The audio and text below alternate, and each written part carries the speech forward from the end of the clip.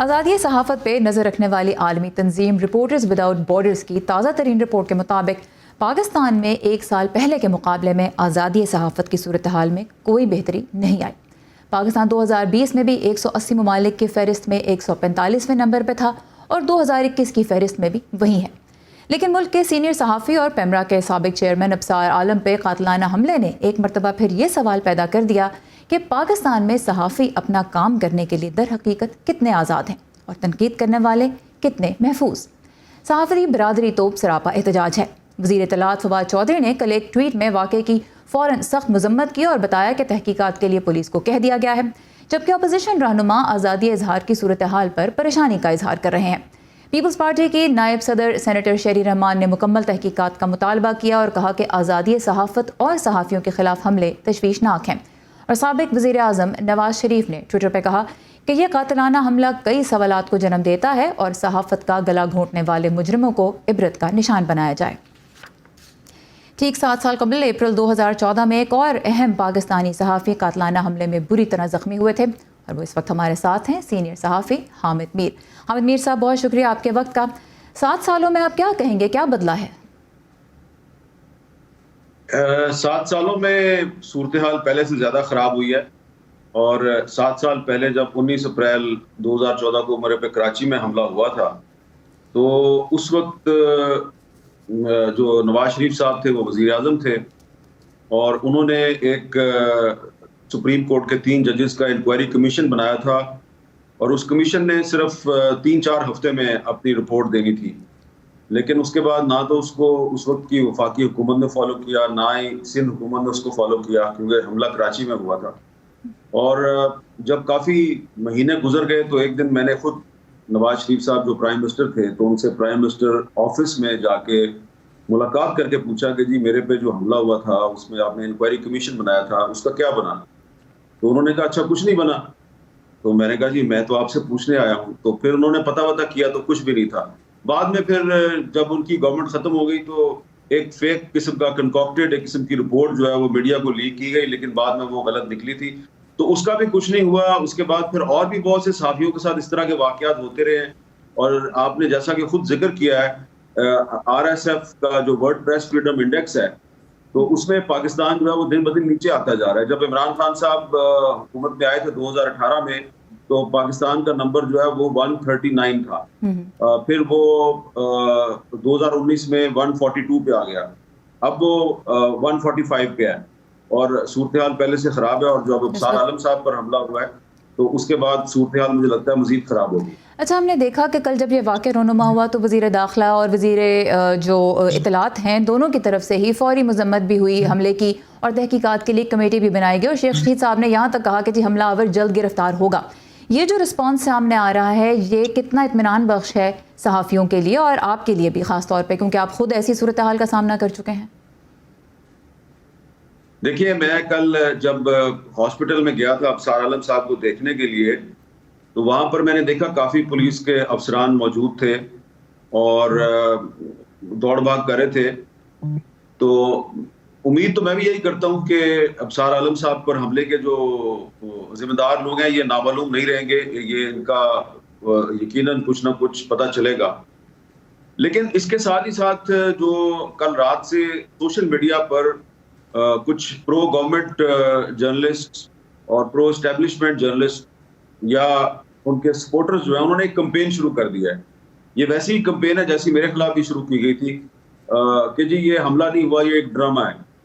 तो अब कुछ लोग जो है वो कह रहे हैं जी ये ड्रामा है और वो ये मुतालबा नहीं कर रहे कि पता लगाया जाए कि अबसार आलम को गोली किसने मारी, वो मुतालबा कर रहे हैं कि ये पता लगाया जाए कि ये वाकया हुआ भी है या नहीं हुआ। तो ये एक बड़ी अफसोसनाक बात है और इससे मुझे मेरे शकूक व शुबात में इजाफा हो रहा है कि ये वैसी कैंपेन है जैसी मेरे खिलाफ चली थी। तो मोस्ट प्रोबेबली हो सकता है कि इसमें वही लोग इसमें मुलव्वस हैं जो चाहते हैं कि उनकी तरफ इन्वेस्टिगेशन का रुख ना मुड़े। तो मैं समझता हूँ कि अगर हुकूमत जो है वो चाहती है कि उसकी क्रेडिबिलिटी जो है वो मुतासर ना हो तो उसको चाहिए जल्द अज जल्द इस वाक़े के जो जिम्मेदार लोग हैं उनका पता लगाया जाए, क्योंकि इस्लामाबाद जो है वो सेफ सिटी कैमरों से भरा हुआ है। बिल्कुल, और कैपिटल है पाकिस्तान का। मीर साहब, एक चीज़ मैं आपसे जानना चाहूँगी, जैसे आपने भी ये अल्फाज इस्तेमाल किए और हम देखते भी हैं सोशल मीडिया पे कि सहाफ़ी जो हैं और जो कमेंटेटर्स हैं वो भी धड़ों में बटे हुए नज़र आते हैं, प्रो गवर्नमेंट, एंटी गवर्नमेंट, हुकूमत की हिमायत करने वाले, हुकूमत पे तनकीद करने वाले।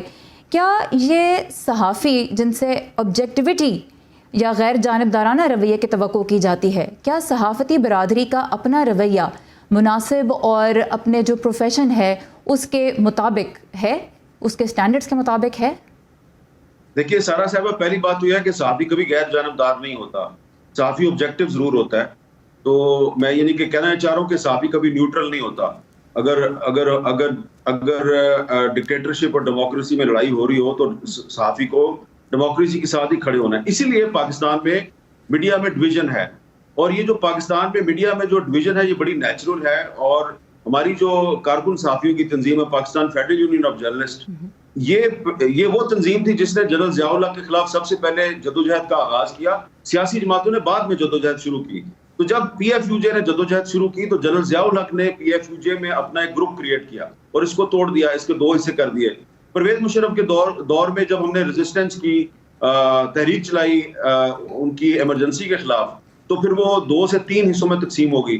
तो जब मेरे पर हमला हुआ था तो उस वक्त फिर इसमें मजीद डिवीजन जो है वो आई थी। लेकिन आप ये देखें कि जो एक्चुअल जेन्युइन जर्नलिस्ट है और PFUJ का वो ग्रुप जो हमेशा आज़ादी सहाफत की बात करता है, उसको आप उसके मौक़िफ़ से नहीं हटा सके।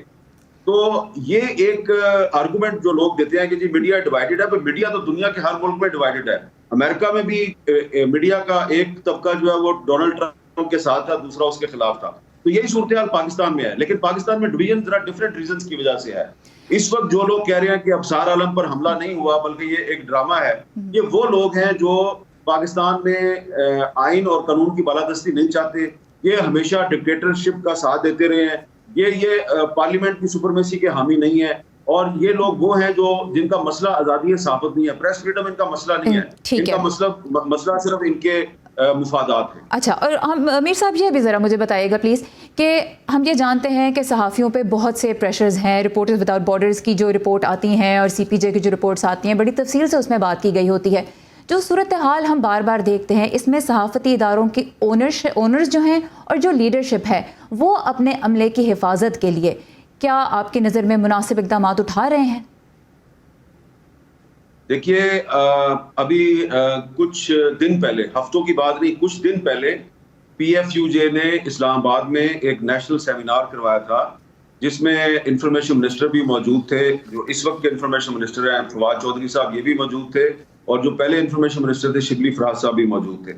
और उसमें तमाम स्टेक होल्डर्स को बुलाया गया था और इनको बताया गया था गवर्नमेंट को कि मीडिया में बड़ी बेचैनी बढ़ रही है, इनसिक्योरिटी बढ़ रही है और अदम तहफ़्फ़ुज़ का एहसास बढ़ रहा है, और इसके लिए बड़ा ज़रूरी है कि एक जर्नलिस्ट प्रोटेक्शन बिल जो है वो पार्लियामेंट से मंजूर करवाया जाए। अब ये एक बड़ी, मैं आपको इंटरेस्टिंग बात बताने लगा हूँ कि पिछले 10-11 साल से हम ये कोशिश कर रहे हैं कि एक जर्नलिस्ट प्रोटेक्शन बिल पार्लियामेंट से मंजूर हो जाए।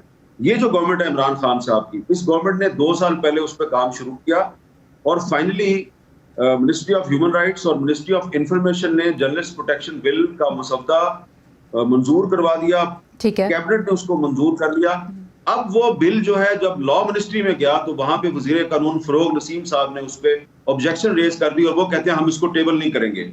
तो डॉक्टर शीरीन मजारी साहबा ने और शिबली फराज साहब ने खुद मुझे बताया कि हमने उनसे कहा कि भाई आपको क्या मसला है, तो उन्होंने कहा बस ये नहीं हो सकता। इससे आप अंदाजा लगाएं कि मीडिया, न सिर्फ मीडिया जो है पाकिस्तान का, उसकी आज़ादी जो है वो खतरे से दो चार नहीं है। इस हुकूमत के अपने वजीर जो मीडिया की आज़ादी को प्रोटेक्ट करने के लिए एक बिल बनाते हैं, वो बिल कैबिनेट मंजूर करती है, लेकिन वो बिल जो है फरोग नसीम जो शायद इस हुकूमत का नुमाइंदा नहीं किसी और का नुमाइंदा है, उसने उसको ब्लॉक कर लिया। तो इसका क्या मतलब है? इसका मतलब ये है कि पार्लियामेंट और हुकूमत खुद बेबस हैं। तो जहां पार्लियामेंट और हुकूमत बेबस होगी वहां आप मीडिया की बेबसी का अंदाजा खुद कर लें। मीर साहब बहुत शुक्रिया, आपके वक्त एक बहुत कॉम्प्लेक्स इशू है और आने वाले दिनों में हम मज़ीद इसको उठाते रहेंगे। आज़ादी सहाफ़त का आलमी दिन भी 3 मई को मनाया जाता है, हम मज़ीद बात करेंगे इस पर। इस वक्त आपके वक्त का बहुत शुक्रिया।